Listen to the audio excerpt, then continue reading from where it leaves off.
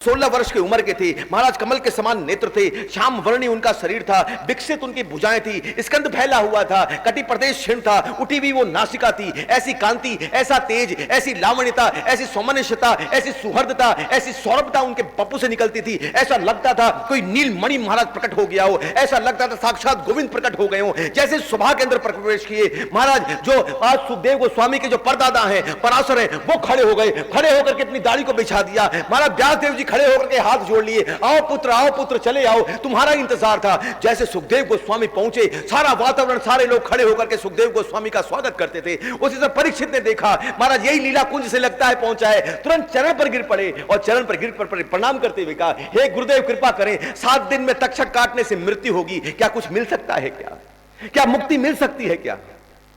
सुखदेव गोस्वामी हंसे। हंसते हुए सुखदेव गोस्वामी ने कहा, अरे मैं एक स्थान पर उतना ही समय रुकता हूं जितना गाय दूही जाती है, इससे ज्यादा रुकता नहीं हूं, परंतु तू रुका है इसलिए कहता हूं, अगर ये 7वां दिन होता, तक्षक तुझे काट दिया होता, तेरा कफ पित्त वायु बाहर आ गया होता, तेरी जिब्बा पलट गई होती, आंख चढ़ गई होती, उस वक्त भी सुखदेव आता ना तो क्षण भर में तुझे मुक्ति दिला देता। अरे तक्षक तुझे पांव पर काटता, उसका जहर ऊपर चढ़ता, मैं तेरे कान में काटता और कृष्ण नाम का काटता, ये महाराज नीचे चलता, जहर ऊपर चढ़ता, और तुझे अच्छे से पता है, और कालिया और कृष्ण का युद्ध होता है तो किसकी विजय होती है? महाराज नाचता हुआ कृष्ण उस कालिया के ऊपर नजर आता, विजयते श्री कृष्ण संकीर्तनम, कोई जीत होगी तो कृष्ण नाम की जीत होगी।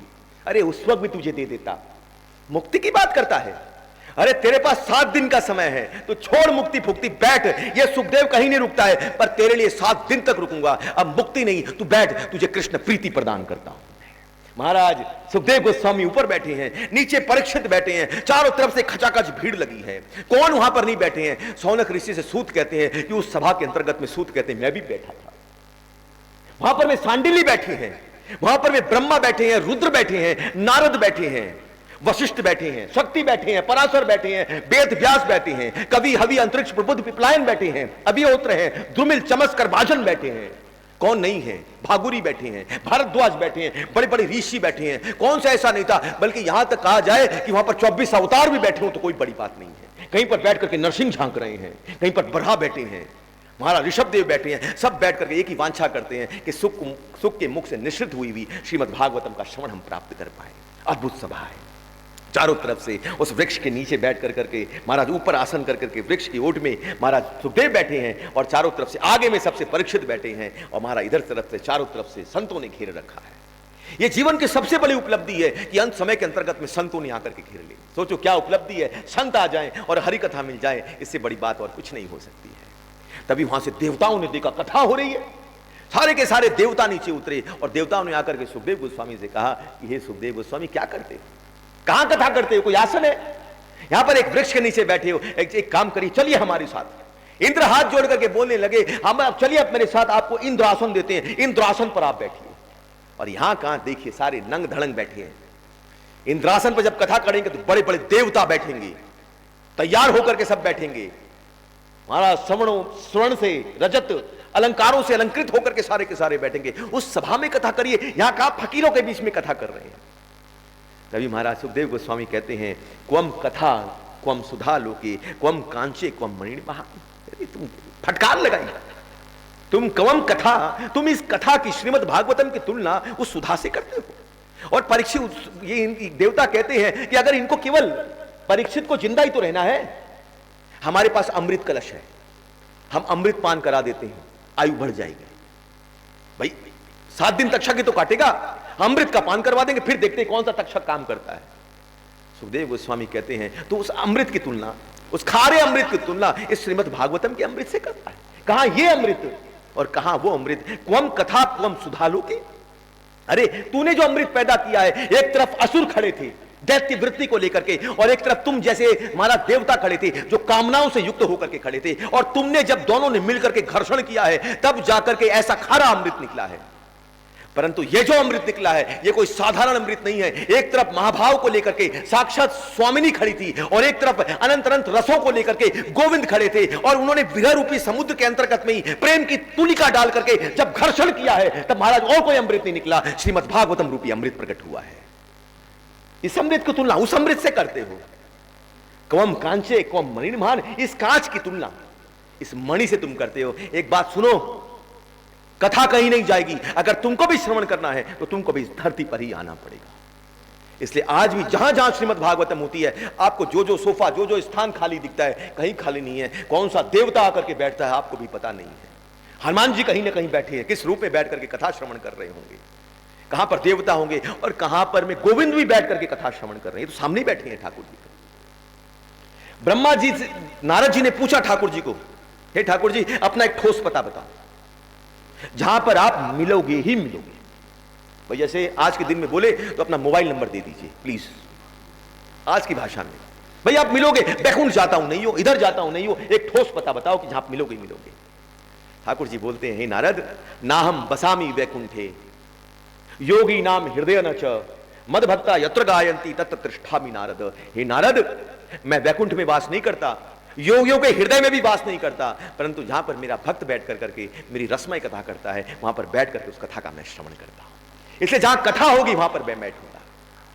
तत्रैव गंगा यमुना च तत्र गोदावरी सरस्वती च सर्वाणि तीर्थानि वसंती तत्र यत्र अच्युता अगार कथा प्रसंग। बोला तत्रैव गंगा यमुना च, बोला गंगा यमुना महाराज सरस्वती कावेरी सतलज गोमती रावी जितनी भी नदियां हैं, सर्वाणि तीर्थानि, और जितने भी तीर्थ हैं वो सब बैठते हैं। बोले कहां पर? बोला तत्र यत्र, वो सारे यहां बैठते हैं। यहां कहां? बोला अच्युता आगार कथा प्रसंग। बोला जहां पर गोविंद की अच्युत की कथा चलती है, सारी नदियां सारे तीर्थ आकर के बैठ जाते हैं। अरे वहां पर किसी चीज की कमी नहीं होती। नदियां बैठती हैं, तीर्थ बैठते हैं, ठाकुर जी बैठते हैं, ऋषिगण बैठते हैं, देवता बैठते हैं, सारे बैठ करके कथा का श्रवण करते हैं। और इस कथा को छोड़ करके हम इधर उधर खाने पीने चले जाते हैं। सोच करके देखें कितनी बड़ी अवहेलना हो जाती है कथा की। अरे वृंदावन धाम है, दुर्लभ स्थान है। अभी शुरू में ही कहा ये प्रिया का हृदय है ये वृंदावन, और यहां पर छोड़ करके हम कचौड़ी और पता नहीं लस्सी चिल्ला किसमें किसमें पड़े हैं। अरे ये प्रेम नहीं है। यहां से तो ऐसा हो जाए कि जिस प्रकार ठाकुर जी माखन की लौनी लेने के लिए बावरे होकर के माखन की लौनी को पाए थे, वैसे एक काम करो, कथा को अंदर डाल कर करके और चित्त का ऐसा मंथन कर डालो कि महाराज आपका चित्त ही माखन की लौनी हो जाए, और उसको पाने के लिए ठाकुर जी व्याकुल हो जाएं, और आपके चित्त को ही अपना गोकुल समझ करके विराजमान होकर के आपके चित्त में पड़े अनंत भाव रूपी माखन को पा लें। यह स्थिति व्याप्त हो जाएगा। अद्भुत रूप से महाराज सुखदेव गोस्वामी ने कहा अब कथा कहीं नहीं जाएगी, कथा यहीं पर रहेगी। परीक्षित महाराज चरण पर बैठे हैं। धन्य धन्य हो गया जो उद्धव जी ने कहा था आज पूर्ण रूपेण से व्याप्त होता है, धन्य हो गया। चरण पर देख कर करके और महाराज ऊपर से प्रणाम करता हुआ कहते हैं, हे गुरुदेव अब देरी नहीं करो, कब तक तक्षक आएगा पता नहीं है, बस अब इतना ही चाहता हूं कि मुख की टोटी से श्रीमद् भागवतम की अक्षुण रसधारा का प्रवाह करते रहो। यहीं से सूत गोस्वामी चुप हुए, यहीं से कथा का प्रवाह सुखदेव गोस्वामी ने परीक्षित को श्रवण करवाया। तब कहा, परीक्षित पूछते हैं, हे गुरुदेव ये बताइए कि जो व्यक्ति वरणासन पर है, जो मरणासन पर है, उसका क्या कर्तव्य होता है, उसको क्या करना चाहिए? मरणासन पर व्यक्ति का कर्तव्य क्या होता है? महाराज जैसे ये प्रश्न बोला, सुखदेव गोस्वामी की आंखों में एक चमक सी जागृत हो गई, एक उत्साह जागृत हो गया, और भर भर आशीर्वाद देते हुए बोले, परीक्षित तेरा प्रश्न धन्य है तूने ऐसी जिज्ञासा रख ली। तूने जिज्ञासा अपने लिए नहीं रखी है, परंतु जगत के हर जीव के लिए रखी है। मरणासन पर तो हर व्यक्ति बैठा हुआ है, परंतु श्रेष्ठ व्यक्ति वो है जो मरण से भागता नहीं है, बल्कि अपने जीवन को ही, अपने मरण को ही उत्सव मना लेता है।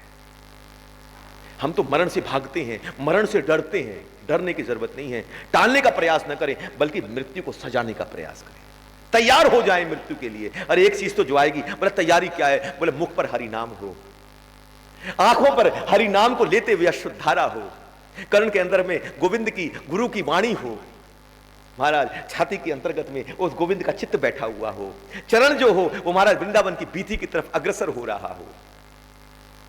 भजन है ना, जब प्राण तन से निकले इतना तो करना, जब प्राण तन से निकले गोविंद नाम लेकर, ये प्राण तन से निकले इतना तो करना स्वामी, जब प्राण तन से निकले गोविंद नाम लेकर।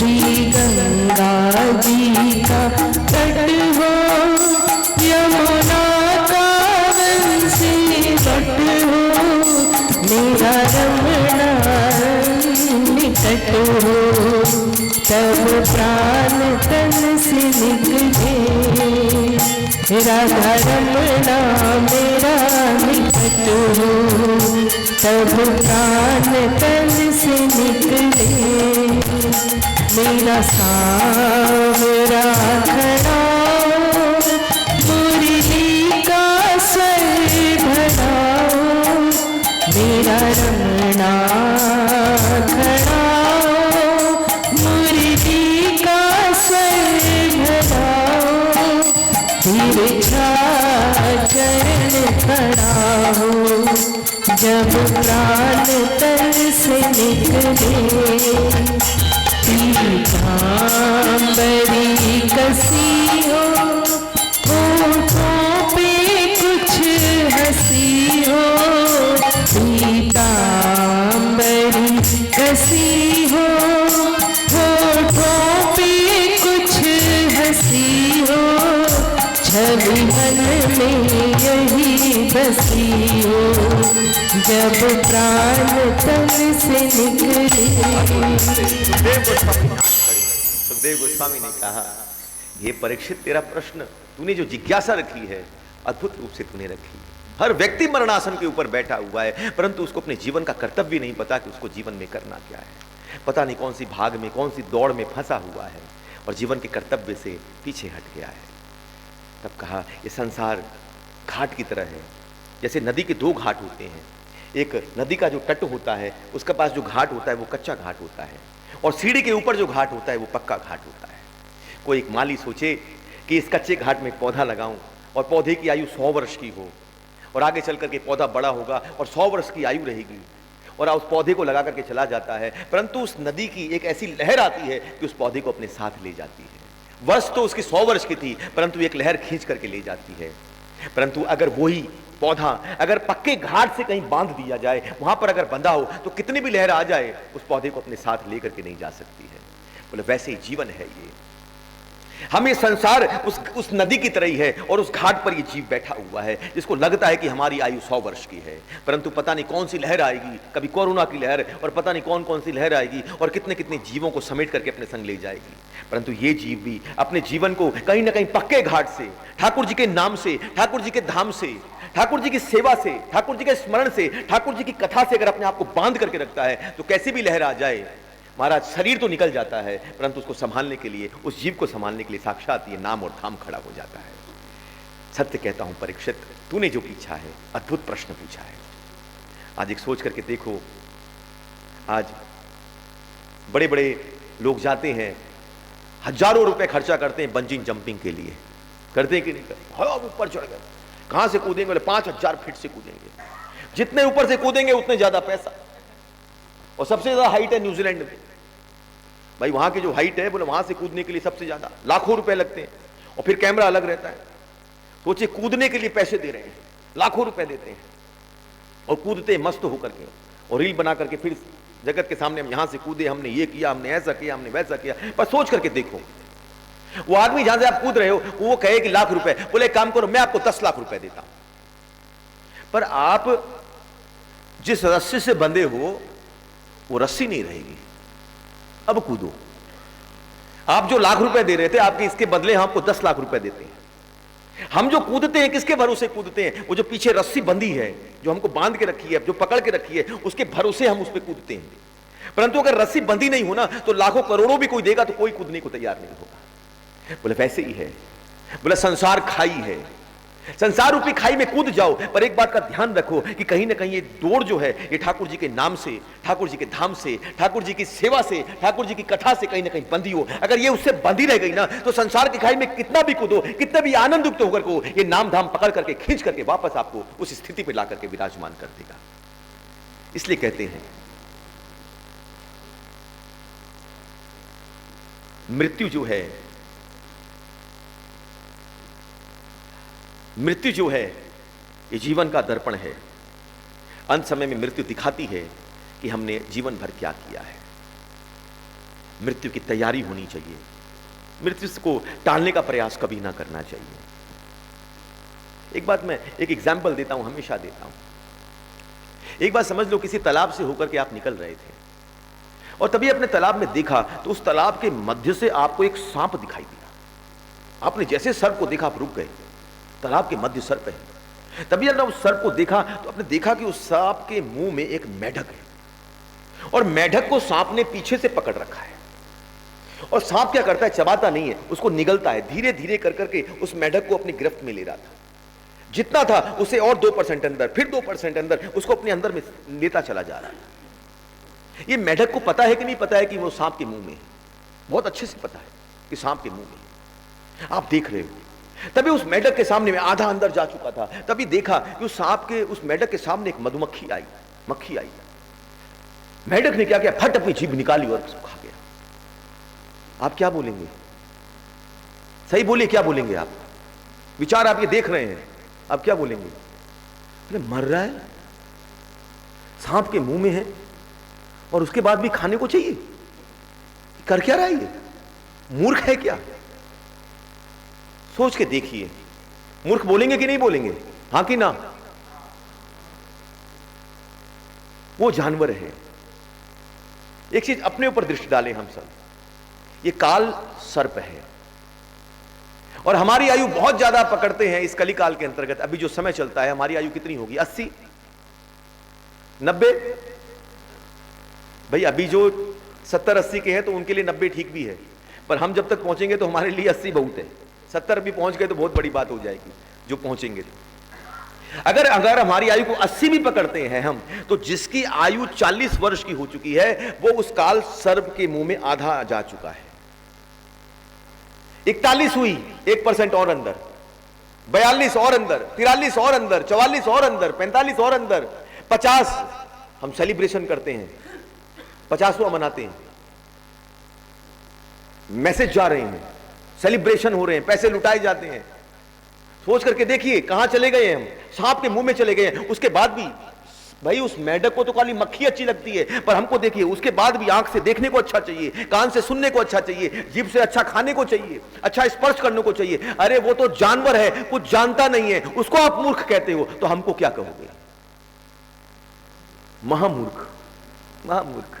अरे वो तो अनपढ़ है, उसको तो कुछ पता ही नहीं है क्या सही है क्या गलत है। परंतु इतना जानने के बाद भी अगर हम इस चीज में फंसे हैं, हमारा लक्ष्य क्या होना चाहिए कि कैसे इससे हम निकल सकें, ये जीवन मृत्यु के चक्कर से, इस सर्प के जाल से कैसे निकल सकते हैं, ये मनुष्य का कर्तव्य होना चाहिए। अलेक्जेंडर द ग्रेट, सिकंदर महाराज पूरे विश्व पर विजय प्राप्त कर चुका था और विजय प्राप्त करने के बाद जब अंत समय में उसके मुंह से खून की उल्टियां होती थी, उस वक्त कैंसर की बीमारी लग गई थी, उसके पास पूरे विश्व पर तो विजय प्राप्त कर चुका था, तो सोच करके देखे उसके पास जो वैद्य था वो भी 1 नंबर का था, पूरा विश्व का सबसे बड़ा वैद्य उसके पास था। उसने अपने वैद्य से पूछा कि मेरी जो हालत है ये बताओ कब तक जिंदा रहूंगा, सच सच बताना।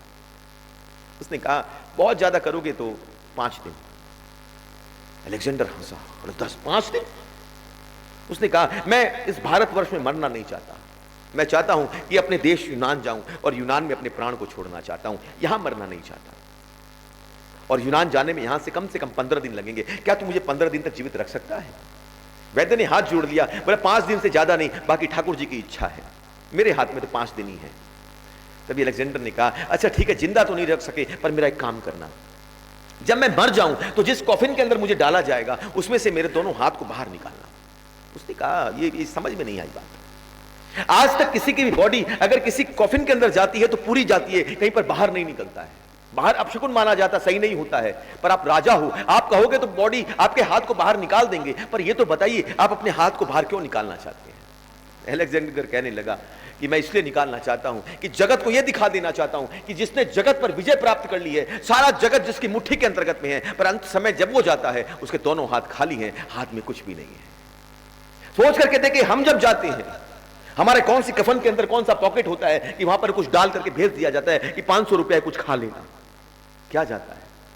कफन में कुछ पॉकेट नहीं होती, केवल कुछ जाता है। सोच कर हम पूरा जीवन निकाल देते हैं कि भैया चार लोग क्या बातें करेंगे, हमको कैसा पहनना है, कैसा ओढ़ना है, कैसा क्या करना है, चार लोग क्या बातें करते होंगे। चार लोग एक ही बात करते हैं, जब कंधा देते हैं तो एक ही बात करते हैं कि राम नाम सत्य है और सत्य बोलो गत्य है। अरे हम सोचते हैं हमारे आगे आने वाली पीढ़ी चलेगी। यहां जितने भी बैठे हैं एक चीज मुझे बताएं, कितने ऐसे हैं, एकदम हाथ उठाइएगा बिना निश्चिंत, कितने ऐसे हैं जिनको अपने पिता का नाम याद है?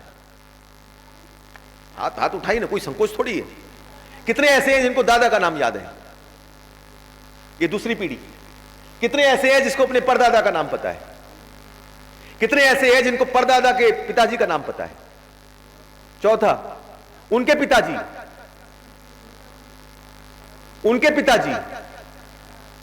अरे 5 पीढ़ी के बाद सबके हाथ नीचे उतर गए।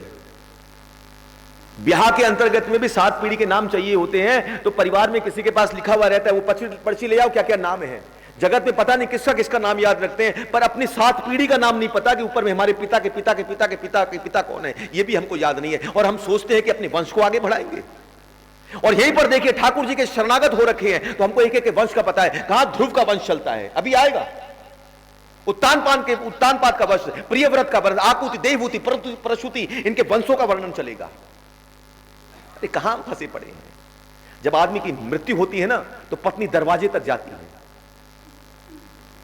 पुत्र भी चिता शमशान तक पहुंचता है, और यह शरीर भी केवल चिता पर चढ़ता है। आगे की यात्रा तो हमको अकेले ही करनी पड़ती है, कोई साथ नहीं जाता। एक व्यक्ति लेटा जमी पर, लोग कहते मर गया है, ये तो था दर्दे सफर को, आज घर को लौट गया है। हम क्या कर क्या रहे हैं यहां पर? केवल दर्द ही दर्द है और कुछ नहीं है। यहां पर जितने बैठे हैं सारे के अंदर कहीं ना कहीं किसी ना किसी बात का दर्द अंदर बैठा हुआ है। जो मुस्कुराते हैं ना, वो एक गाना था, तुम इतना जो मुस्कुरा रहे हो, क्या गम है जो छुपा रहे हो। आज के दिन में तो मुस्कान भी चली गई है। सोच करके देखें, विचार करके देखें। आज एक फोटोग्राफर को भी कहना पड़ता है स्माइल प्लीज, कम से कम फोटो तो अच्छी आ जाए। अरे स्माइल प्लीज भी नहीं हो सकती है तो काम करो, से चीज कहोगे तो कम से कम अधर ऊपर हो जाएंगे, तो कम से कम फोटो तो अच्छी आएगी। ये दशा है। कोई शरीर से परेशान है, कोई किसी वस्तु से परेशान, कोई अपने आप से परेशान, आदि दैविक, आदि भौतिक, आदि आत्मिक, इस ताप से सारे के सारे ग्रसित हैं। इस मरते समय कुछ जाता है तो क्या जाता है, सोच करके देखें। तुलसी का पौधा पास रखते हैं, एकादशी रखते हैं, बोलते हैं कान में एकादशी कहते हैं आपके लिए एकादशी करेंगे। हरि नाम लिखते हैं, हरि नाम करते, राम नाम करते करते ले जाते हैं। हरि बोल हरि बोल हरि बोल, बोलो हरि करते करते ले जाते हैं। अरे संसार में अगर कोई संसार छोड़ता है ना, तो उसके लिए जैसे बिल्ली, एक बात समझ कर रखिए, जैसे बिल्ली अपने बच्चे को, बिल्ली अगर चूहे को देखती है तो क्या दशा होती है, वो दांत एकदम करकरा जाती है, मिल जाए तो फाड़ के रख देने का। और जैसे बिल्ली चूहे को देखती है, दांत से चीर फाड़ करके फेंक डालती है, पर वही दांत पर जब अपने बच्चे को उठाती है तो एक खरोंच नहीं आने देती है।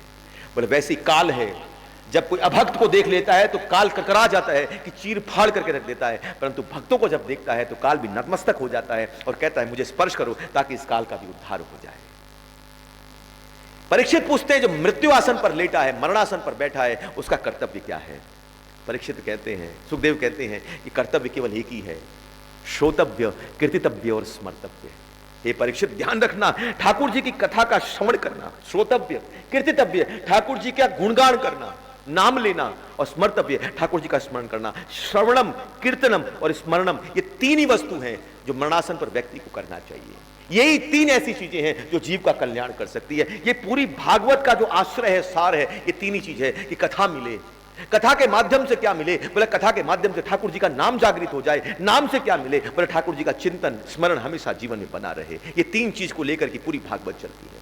इसी के लिए सारे दृष्टांत दिए जाते हैं, सारी चीजों को रखा गया है श्रीमद् भागवतम के अंतर्गत में। परीक्षित सुखदेव कहते हैं, और कथा के माध्यम से ये तीनों चीजें मिलती हैं।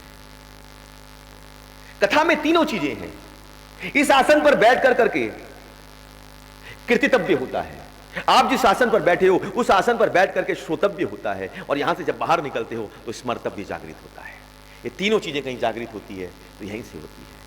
किसी ने पूछा ये कथा है क्या, कथा की उत्पत्ति कहां से हुई?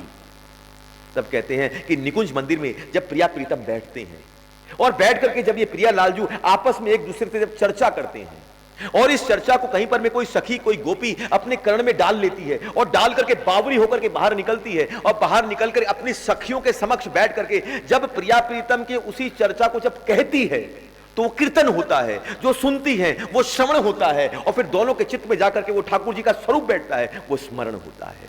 ये तीनों चीज जागृत हो जाए, श्रोतव्य, कीर्तितव्य और स्मर्तव्य। शास्त्र कहते हैं अंते नारायण स्मृति, ये जीवन का सार है। मरते समय नारायण की स्मृति बनी रहे, यही जीवन का सर्वस्व होकर के विद्यमान है। जिसने जगत का स्मरण किया वो हाहाकार करता हुआ चला गया, पर जिसने गोविंद का स्मरण किया वो जय जयकार करता हुआ निकल पड़ा। महाराज, ये हमारे ऊपर निर्भर करता है, हम जगत का स्मरण करें कि हम ठाकुर जी का स्मरण करें। अगर किसी के प्राण छूट रहे हों तो संसार में परिवार को बुलाने की जरूरत नहीं है, बल्कि दूर करिए परिवार वालों को। अब तो ऐसा करो, जहां भी कुछ हो कोच नहीं करना है, एकदम सीधा आदेश देना चाहिए, ना महाराज परिवार से मिलना है, ना खाना है, ना पीना है। अब ये सब चीज छोड़ करके केवल एक काम करो, गोविंद का स्मरण करो। अरे जीवन भर बहुत मिल ली है परिवार से, जीवन भर बहुत खा लिया अपनी इच्छाओं का, अब तो कम से कम गोविंद का स्मरण कर डालो। ये कहीं मिल सकता है तो संत कृपा से प्राप्त हो सकता है। तब कहा जीवन का सार तीन चीज है, श्रोतव्य, श्रवणम, कीर्तनम और स्मरणम। जले विष्णु, स्थले विष्णु, विष्णु पर्वत मस्तके, यत्र तत्र स्थितम विष्णु, सर्व विष्णुमयम जगत। हर जगह विष्णु का दर्शन करना ही सर्वोत्तम है।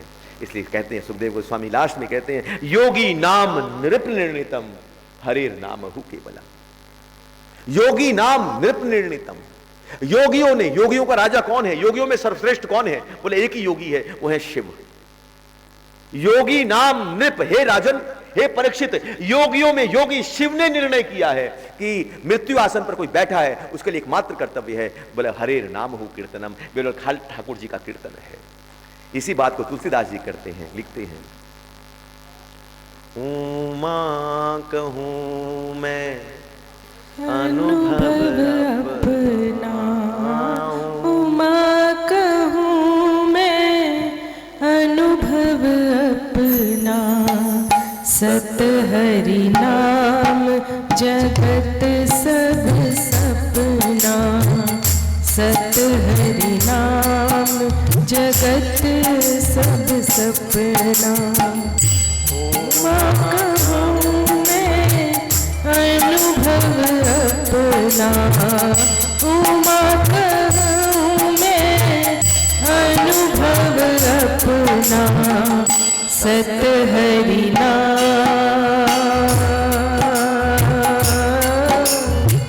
सत हरि नाम, सत हरि नाम जगत सब सपना। राम सिया राम, सिया राम जय जय राम, राम सिया राम, सिया राम जय जय राम, राम।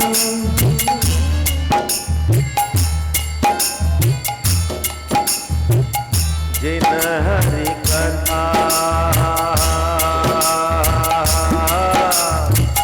जिन हरि कथा, जिन हरि कथा सुनहि नहीं काना, जिन हरि कथा सुनहि नहीं काना, श्रवण राधीन, श्रवण राधीन, श्रवण राधीन भवन समाना। राम सिया राम, सिया राम जय जय राम, राम सिया राम, सिया राम जय जय राम। यही सुखदेव गोस्वामी कहते हैं, योगी नाम नृप निर्णितम।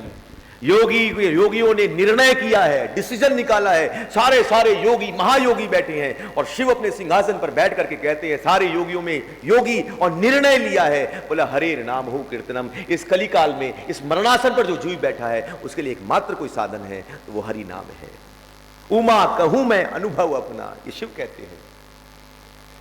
बिन हरि भजन जगत सब सपना, सत हरि भजन, हरि भजन ही जीवन का है जो सार हो सकता है। जिन हरि कथा सुन ही नहीं खाना, अगर इस कान से हरि कथा नहीं गई तो उस कान क्या है? बोला श्रवण रांझृण अहि भवन समाना। ये श्रवण जो कान है ना, ये अहि, अहि मतलब सर्प, बोला सांप का बिल है और कुछ नहीं है, केवल सांप का बिल है। सांप छिद्र में रहता है, बोला छिद्र ही है और कुछ नहीं है। बोला जिस आंख से गोविंद का दर्शन नहीं हो, ये आंख नहीं है बल्कि मयूर पर बनी, जो मोर पंख होता है, मयूर पंख पे जो बनी हुई आंख है, वैसी आंख है जो गोविंद का दर्शन नहीं कर पाती है। अरे आंखें तो मिली है, गोविंद को निहारो। ये कान ऐसे मिले हैं कि गोविंद की कथा का श्रवण करो। ये जिह्वा मिली है तो गोविंद के नाम को ले पाओ। ये चरण मिले हैं तो गिरिराज जी की, वृंदावन की परिक्रमा कर पाओ। ये हाथ मिले हैं तो कम से कम कीर्तन में ताली बजा पाओ, ठाकुर जी की सेवा के लिए उद्यत खड़े हो जाओ, वरना किसी काम के नहीं है। परीक्षित कहते हैं, सुखदेव कहते हैं, मरणासन पर जो जीव है उसका एकमात्र कर्तव्य है श्रोतव्य, कीर्तितव्य और स्मर्तव्य परीक्षित, और कुछ दूसरा नहीं है। तब महाराज अद्भुत रूप से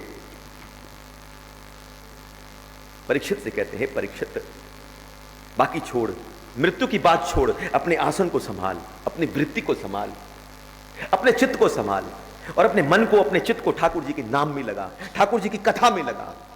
मरेगा जिएगा वो बात छोड़ दे। जब आना है तो काल लेकर के जाएगा, और जो कथा श्रवण करता है उसके लिए काल नहीं आते, उसके लिए तो साक्षात गोविंद पालकी लेकर के आते हैं। ये हमारे ऊपर निर्भर करता है कि काल से होकर के जाएं कि गोविंद की पालकी में जाएं। गौकर्ण की कथा सुनी थी, साक्षात भगवान प्रकट होकर के और गरुड़ पर बैठ कर करके और गौकर्ण को साथ लेकर के जाएंगे। हमारे पर निर्भर करता है हम कैसे जाएं, काल से युक्त होकर के जाएं कि गोविंद के महाराज उस पालकी से हो तक युक्त होकर के हम निकले। तभी कहा संभाल अपने आप को। तब आंख बंद कर करके महाराज सुखदेव गोस्वामी ने प्रार्थना करी, प्रचोदिता ये न परा सरस्वती सोलंग कृष्ण भगवान वचांस में। हे भगवान, मेरी वाणी को ऐसा अलंकृत कर दे, ऐसा सुंदर बना दे, ताकि सामने जो परीक्षित बैठा है और परीक्षित के हृदय में जो विश्वास रूपी वर बैठा है, ये मेरी वाणी रूपी कन्या से पाणी ग्रहण की स्वीकृति प्राप्त करवा दे। इसलिए याद रखना चाहिए कि जो वक्ता बैठा है, वक्ता की वाणी से श्रोता के हृदय में जो विश्वास बैठा है, इसका संबंध स्थापित हो जाए। अगर हम बैठे तो है कथा में, पर अंदर वाणी पर विश्वास नहीं है तो कोई काम नहीं होगा।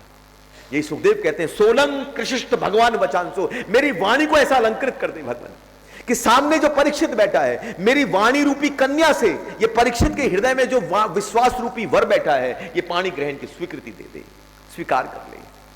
प्रचोदिता ये न परा सरस्वती, तभी उस परा सरस्वती का आह्वान करते हैं। ये परा सरस्वती कोई साधारण सरस्वती नहीं है, ये ब्रह्मोद्भवा सरस्वती नहीं है जो बीणा लेकर के बैठी रहती है। ये कृष्णोद्भवा सरस्वती है जो राधिका के चरण में पड़ी हुई, जो महाराज उनकी जो पायल है उसमें जो महाराज रुंझुन रुंझुन रुंझुन करके जो ध्वनि होती है, उसी को लेकर के व्याप्त होकर के जो बैठती है, ये वो परा सरस्वती है।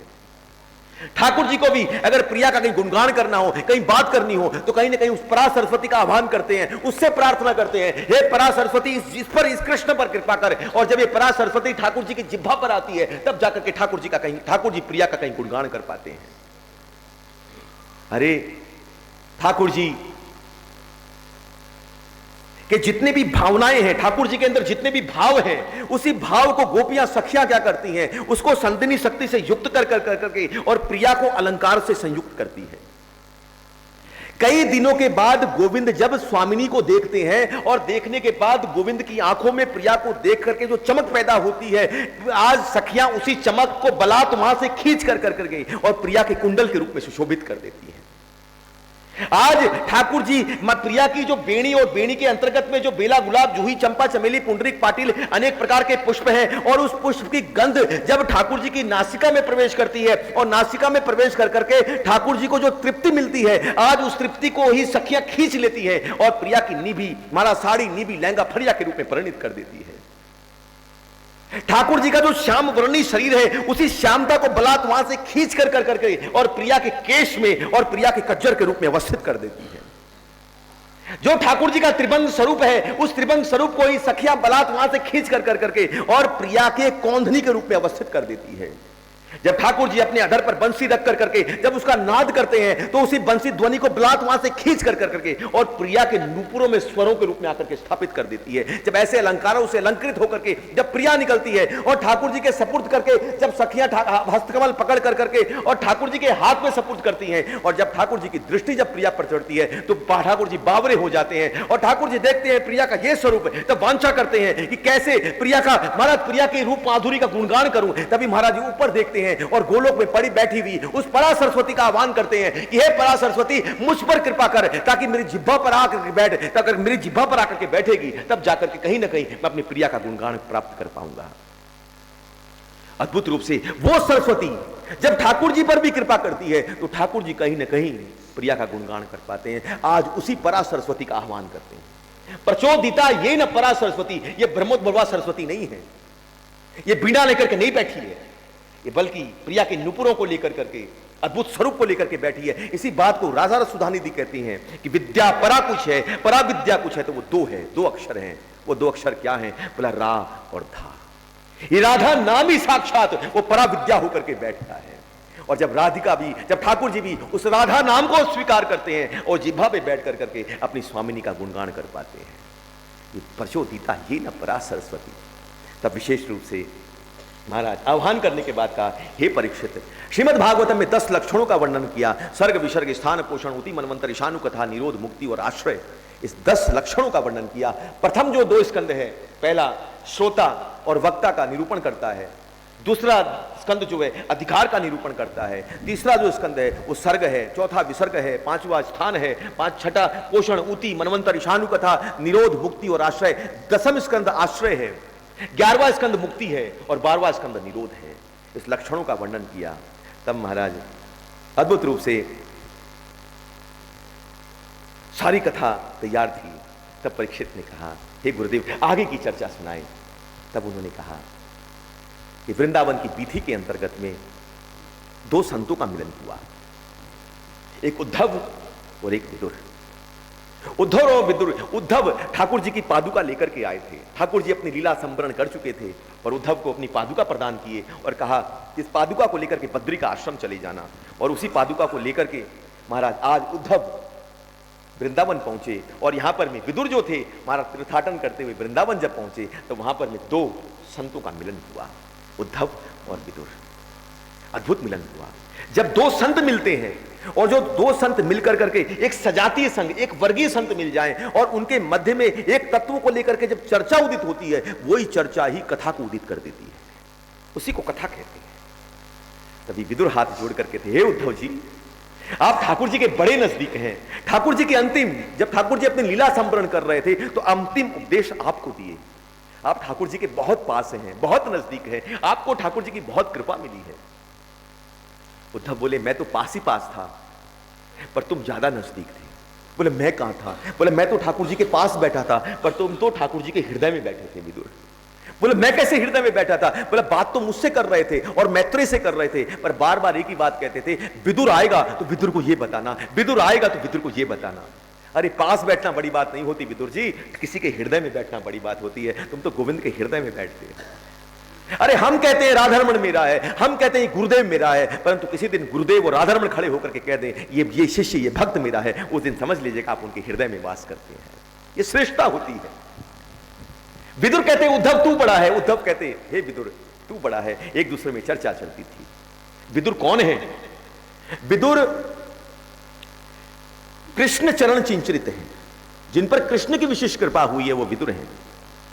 और उद्धव कौन है?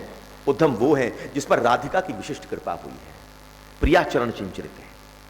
अद्भुत स्वरूप दोनों का, एक भावुक है और एक रसिक है। जिस पर प्रिया की कृपा होती है वो भावुक होता है और जिस पर गोविंद की कृपा होती है वो रसिक होता है।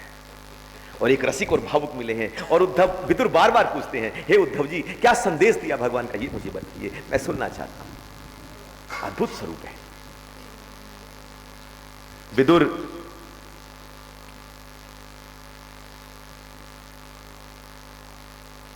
एक बार कुरुक्षेत्र का जब युद्ध होना था उसके पहले ही ठाकुर जी अपने कक्ष में विद्यमान थे और कौरव पांडव दोनों की इच्छा थी कि ठाकुर जी से कुछ प्राप्त हो।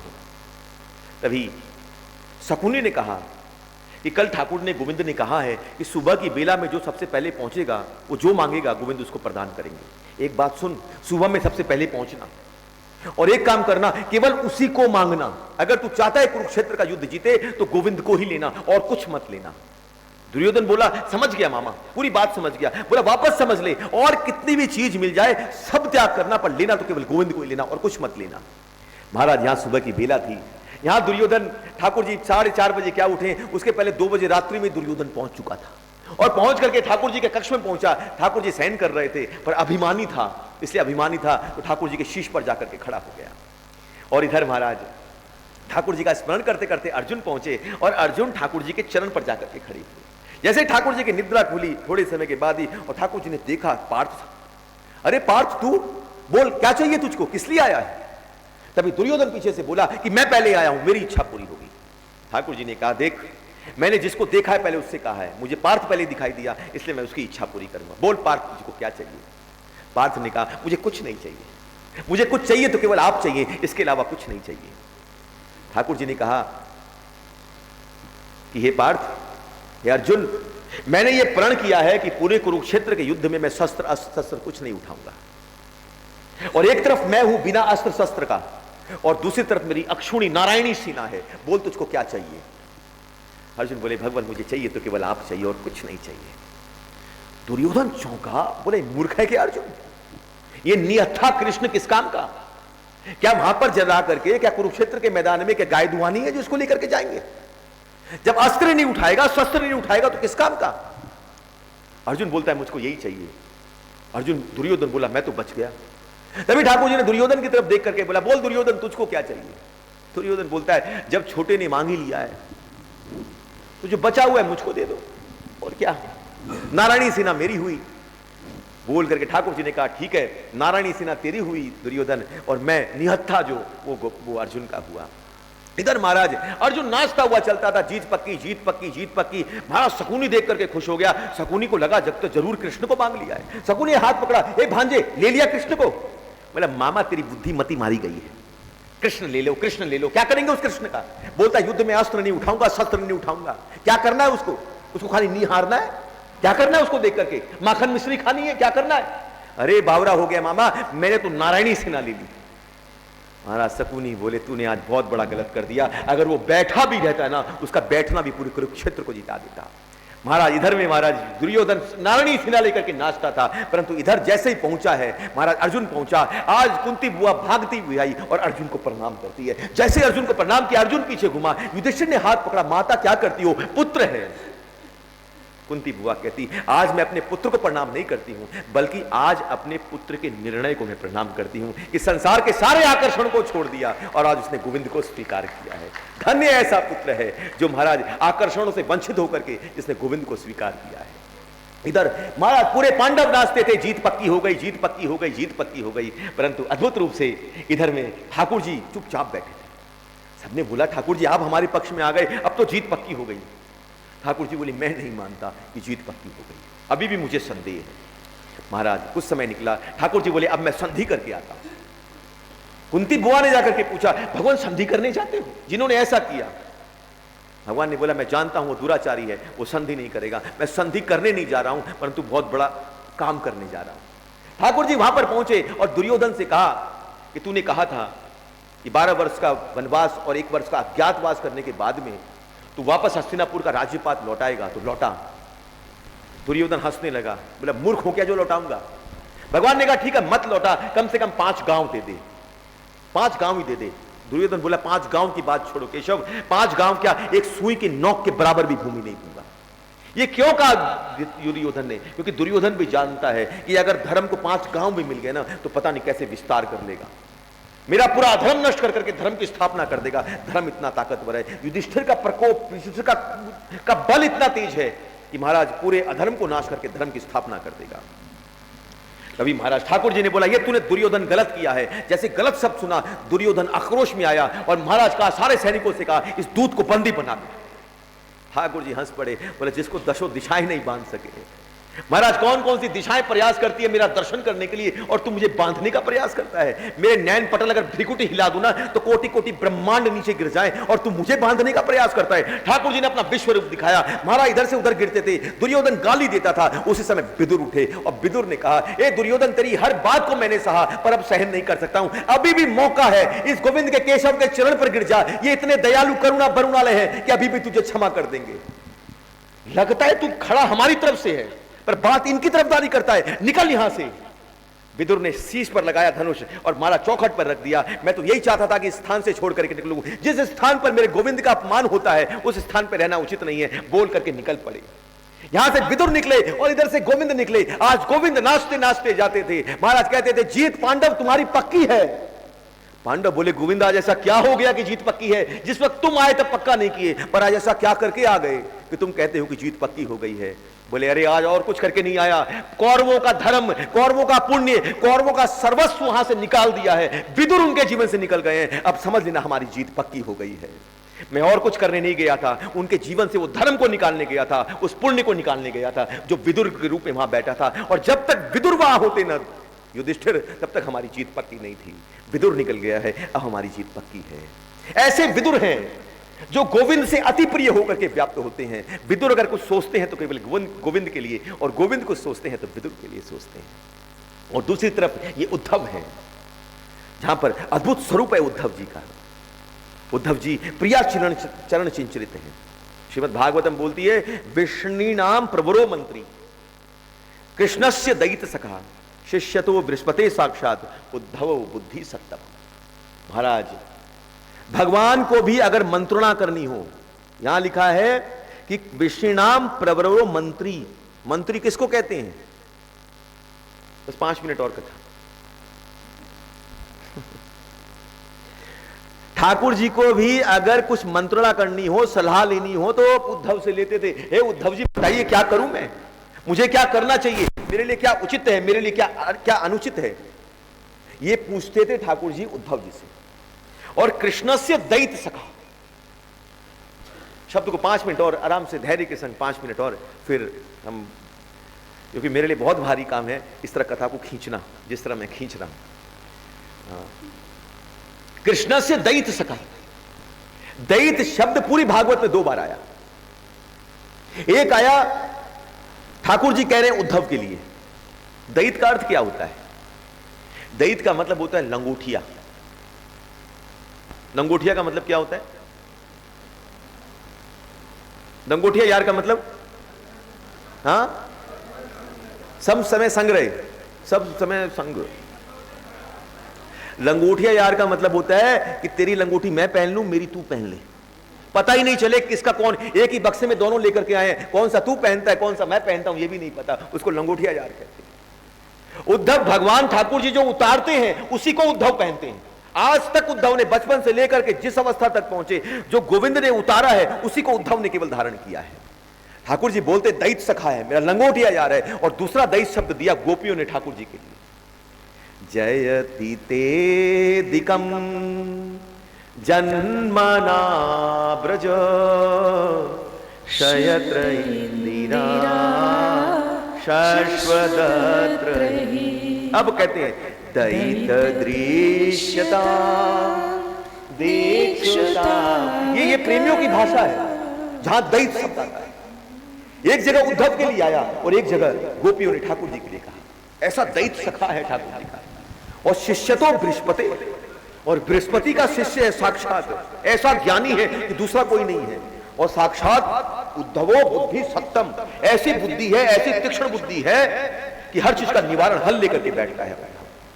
महाराज ऐसे उद्धव है। और ये उद्धव आज ठाकुर जी की चरण पादुका लेकर के आए हैं। और कहां जा रहे हैं? बद्री का आश्रम। चरण पादुका देने का अर्थ क्या होता है? चरण पादुका किसको कहेंगे? आज भरत जी राम जी को लेने आए, पर राम जी नहीं गए, चरण पादुका लेकर के पहुंचे। अरे एक चीज का ध्यान रखिए, चरण पादुका अगर किसी की पहुंच गई तो मतलब चरण पादुका और किसी के पास नहीं जाती, जीव को चरण पादुका तक खुद पहुंचना पड़ता है। चरण पादुका उठ करके नहीं आएगी। जिसकी चरण पादुका है उसको चरण पादुका तक पहुंचना पड़ता है। आज अगर भरत जी जब चरण पादुका लेकर के राम जी की पहुंचे तो यह विश्वास हो गया कि मेरे लिए तो राम नहीं आएंगे, परंतु अपनी पादुका के लिए तो अयोध्या में जरूर प्रवेश करेंगे। और राम जी को आना पड़ा। विष्णुप्रिया जब महाप्रभु जब सन्यास लेकर के निकले तो विष्णुप्रिया के सामने महाप्रभु ने अपनी पादुका छोड़ दी और उसी पादुका को शीश पर लेकर करके और उसी की सेवा विष्णुप्रिया करती थी, क्योंकि विश्वास था सन्यासी आएंगे नहीं, परंतु इस पादुका को लेने तो जरूर आएंगे। और यही महाराज अंत समय के में महाप्रभु ने जब लीला संवरण करी तब महाराज विष्णु प्रिया को दर्शन देकर के कहा कि काष्ठ से मेरा विग्रह तैयार कर, और जो विग्रह तैयार हुआ वो साक्षात गौर हरि का हुआ। और जब विष्णु प्रिया ने अपने शरीर को छोड़ा तो उसी गौर हरि के अंदर अपने शरीर को छोड़ा, और जिसमें नासिका पर में आकर के विष्णु प्रिया की नथ आकर के अटक गई। अगर आज भी दर्शन करना हो तो नवदीप में धामेश्वर धाम है, और धामेश्वर धाम में जाकर के उस स्वरूप का दर्शन करो। अभी भी आप कर सकते हो, जस्ट आप नेट में टाइप करो धामेश्वर धाम और विष्णु दर्शन करो गौर का, और नासिका पर दर्शन करना तो नासिका में महाराज नथ पहनी हुई है, वो नथ विष्णु प्रिया की है। अद्भुत स्वरूप है। पादुका का अपना स्वभाव होता है। आज पादुका प्रदान कर दी और ये विश्वास दिला दिया कि उद्धव तू पादुका लेकर के जा, मैं जरूर पहुंचूंगा। आज उसी पादुका को लेकर के उद्धव जी पहुंच रहे हैं, क्योंकि उद्धव जी की ये वांछा थी। जब ठाकुर जी ने कहा अपनी लीला संवरण करके लेकर के मैं जा रहा हूं, तब उद्धव जी ने भी वांछा रखी कि ठाकुर जी जा रहे हो तो मुझे क्यों छोड़ते हो, मुझे भी साथ लेकर के चलो। तब ठाकुर जी ने अपनी पादुका प्रदान कर दी, इसको लेकर के जा। और उद्धव जी जब इस पादुका को लेकर के बद्रिका आश्रम पहुंचे हैं, और कृष्ण में ठाकुर जी के लिए इतना विरह जागृत हुआ कि उनकी आंखों से बहती हुई जो अश्रुधारा नीचे गिरी, हिमालय से होकर के नीचे गिरी, ये अश्रुधारा ही अलकनंदा हुई। आचार्य बोलते हैं ये अश्रुधारा ही अलकनंदा हुई। फिर ये अलकनंदा गई कहां? बोले गई कहीं नहीं, बोला सरस्वती से होते हुए बोले ये व्यास की तुलिका में घुस गई, और व्यास की तुलिका में होकर कर कर करके और श्रीमद् भागवतम में प्रवाह कर गई। बोले श्रीमद् भागवतम का और कुछ नहीं है बल्कि उद्धव के बहते हुए अश्रु बिंदी हैं जो श्रीमद् भागवतम के रूप में प्रकट हो रहे हैं। ये विरह की गाथा है। अद्भुत है ये उद्धव, जहां पर ठाकुर जी ने अपने हाथ से श्रृंगार कर करके और उद्धव को भेजा है वृंदावन, ब्रज आए हैं। और ब्रज आकर करके यहां पर गोपियों के समक्ष बैठ कर करके राधिका से 10 श्लोकों के अंतर्गत में 10 जल्पों को श्रवण किया है। ज्ञान लेकर के आए थे उद्धव जी। ठाकुर जी ने एक बार रुदन कर रहे थे, ठाकुर जी उद्धव जी ने हाथ पकड़ा, बोले क्या करते हो, रुदन करते हो? परमात्मा होकर के कोई रुदन करता है क्या? ठाकुर जी बोले क्या बताऊं, प्रेम की भाषा में तू परमात्मा परमात्मा छेड़ देता है। मेरी बात सुन, मैंने कहा है कि जो जैसा मुझको भजता है वैसी मैं उसको भजता हूं। तो गोपियां मुझे रो करके भजती है इसलिए मैं रोता हूं, सीधी सीधी बात। ठाकुर जी बोले, उद्धव बोले अच्छा वो क्यों रोती हैं? बोले क्योंकि उनको मेरा विरह है। बोले विरह कैसा? तुम तो अंदर बैठे हो परमात्मा में। ठाकुर जी बोले अब मेरी समझ में नहीं है, वो रो रही है ना, उसको जाके समझा। उद्धव जी बोले ये बात सही बोली, मैं जाकर के समझा करके आता हूं। उद्धव महाराज ज्ञान की गुदड़ी पहन कर करके चले समझाने के लिए, और ठाकुर जी ने अपने हाथ से श्रृंगार किया उद्धव का। एक एक अलंकार, कान में कुंडल, गले में हार, अपने जितने वस्त्र थे एक एक वस्त्रों को लेकर के श्रृंगारित कर करके आज वृंदावन भेजते हैं। और जैसे वृंदावन की बीथी में पहुंचे हैं महाराज, जैसे आगे बढ़े वहां पर वृंदावन की लताओं ने आज उद्धव जी को पकड़ लिया, और पकड़ करके महाराज उनकी जो उतरी थी उसको फाड़ डाला।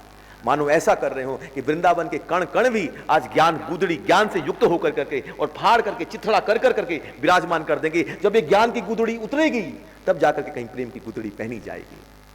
पहले जाकर के नंद बाबा के पास पहुंचते हैं और नंद बाबा को सांत्वना देने की कोशिश करते हैं। बाबा काय को विरह करते हो? अरे गोविंद का काय का विरह? वो भगवान है, भगवान है, और भगवान का विरह कैसा? नंद बाबा बोले मैंने सुना था तू बृहस्पति का शिष्य है, बहुत बुद्धिमान है, और मुझे यह भी पता है कि तुझे सांत्वना देने के लिए यहां पर भेजा है। पर एक बात बता, मैं तो इसलिए रोता था कि मेरा पुत्र खो गया, पर तूने तो यह भी बता दिया कि वो भगवान है, तो पुत्र के साथ साथ मुझे अब यह भी हो गया कि भगवान को भी खो दिया मैंने। तूने तो मेरा विरह बढ़ा दिया, घटाया कहां तूने? तू मूर्ख है, कौन तुझे कहता है कि तू बुद्धिमान है? उद्धव ने सर पकड़ लिया, मैं कहां आ गया हूं महाराज, यहां तो उल्टी गंगा बहती है। महाराज भाग करके जब गोपियों के पास पहुंचे तो वहां पर गोपियों ने जो 10 जल्प सुनाए, जो विरह का गीत सुनाया, अद्भुत स्वरूप जागृत करवाया। गोपी कहती है हम इस काले से, राधिका कहती है हम इस काले से दूर रहते हैं, ये काला है ही ठगी, ये श्याम वर्ण वाले सारे ठगी हैं, सारे के सारे। हे ललिते, हे विशाखे, एक काम करो, इस केश के ऊपर में अब चंदन लगा लो, ये केश काले नहीं होने चाहिए, ये काले सारे ठगी हैं। अरे उस सुरपंखा ने क्या किया था? क्या किया था सुरपंखा ने? खाली यही तो कहा था मेरे से ब्याह कर लो, मेरे से ब्याह कर लो, नाक कान काट करके निकाल दिया। ये काला करता ही ऐसा है। ये क्या किया था? बलि महाराज ने आकर के चरण पे गिरे, महाराज जल ले लिया, हाथ में संकल्प किया 3 पांव जमीन लूंगा। 3 पांव जमीन क्या लिया? मस्तक पे पांव रख करके उसको सुतल लोग भेज दिया। ये ऐसा करता है काला। ये काला का नाम नहीं लेंगी अब से, हम काला से दूर रहेंगी।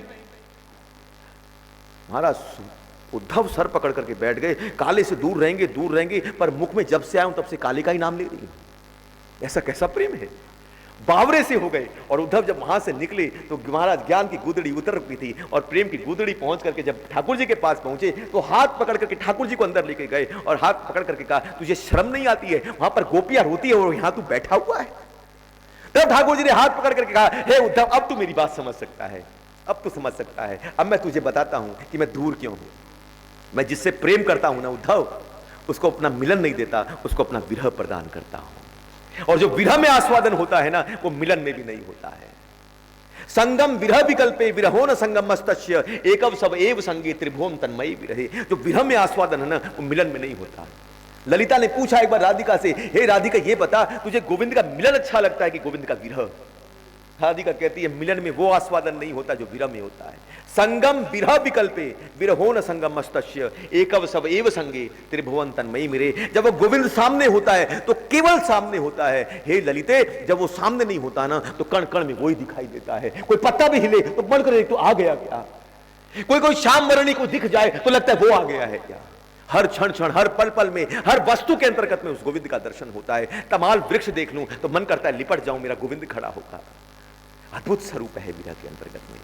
ये विरह, ये ऐसे उद्धव हैं, ऐसे विरह युक्त, ऐसे प्रेम युक्त ये उद्धव हैं महाराज।